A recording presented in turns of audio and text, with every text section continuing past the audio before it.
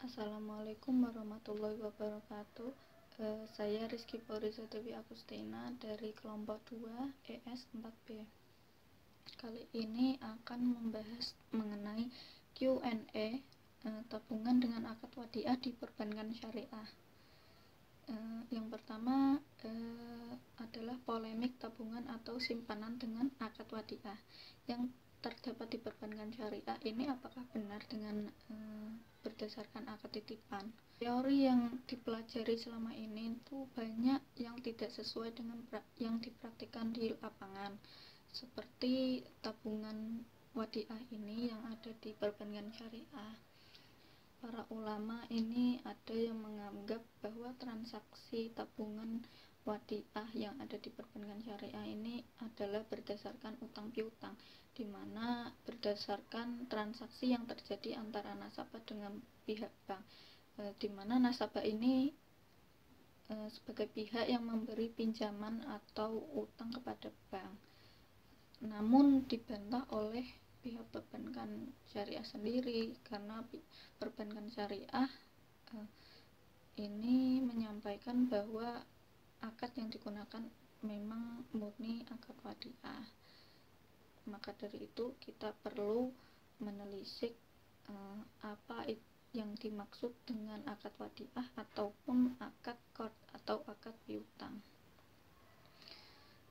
Dari definisi, akad wadiah yaitu akad di mana titipan nasabah yang harus dijaga dan dikembalikan setiap saat nasabah tersebut menghendaki untuk mengambil barang titipan tersebut.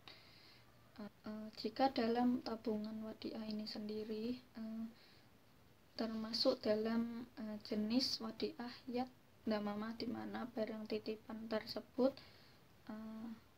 dapat dimanfaatkan oleh pihak bank atau si penerima titipan dari nasabah itu. Kalau di tabungan ini barang titipannya dalam bentuk uang di dalam rekening tabungan. Barang titipan tersebut dapat digunakan untuk aktivitas transaksi di bank syariah, namun jika si nasabah itu membutuhkan setiap saat, bank harus memberikan atau mengembalikan uangnya secara utuh.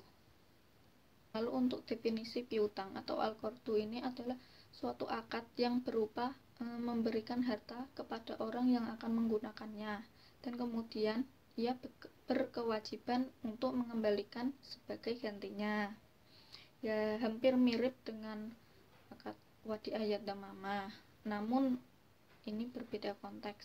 Kalau piutang atau al-qardu ini biasanya dalam perbankan syariah ini adalah bentuk al-qardul hasan, seperti dengan sifat ta'awun atau tolong menolong.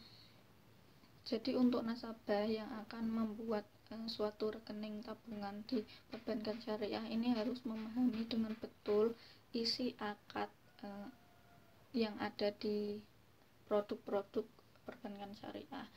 Jadi nasabah perlu memperhatikan mekanisme atau alur pembuatan rekening, dan saat perjanjian akad juga harus memenuhi rukun dan syarat, di mana rukun ini ada orang yang menitipkan, ada orang yang dititipi, ada barang, dan ada syikot atau ijab kabul.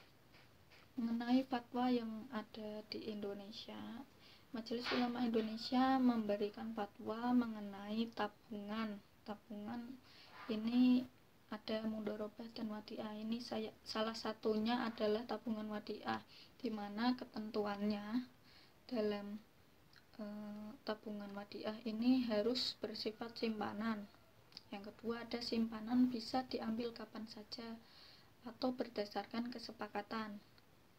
Tidak ada imbalan yang disyaratkan kecuali dalam bentuk pemberian yang bersifat sukarela dari pihak bank. Jadi jika ada suatu imbalan yang dipersyaratkan, itu imbalan tersebut termasuk dengan riba, di mana riba tersebut riba bank, riba bunga bank itu tidak diperbolehkan.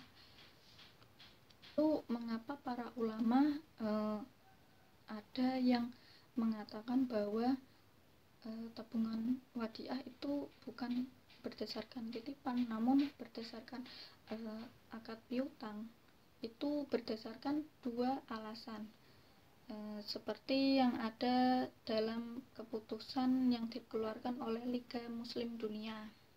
Dua alasan tersebut adalah, yang pertama adalah bank sebagai pengumpul dana memiliki hak untuk beraktivitas dengan dana yang telah bank kumpulkan dan mengharuskannya untuk mengembalikan dana nasabah itu ketika si nasabah membutuhkan sesuai dengan nominal yang ditabungkan oleh si nasabah. Yang kedua ini ada bank yang mengharuskan mengembalikan dana nasabah yang digunakan untuk aktivitas serta bertanggung jawab atas risiko yang terjadi pada tabungan si nasabah tersebut.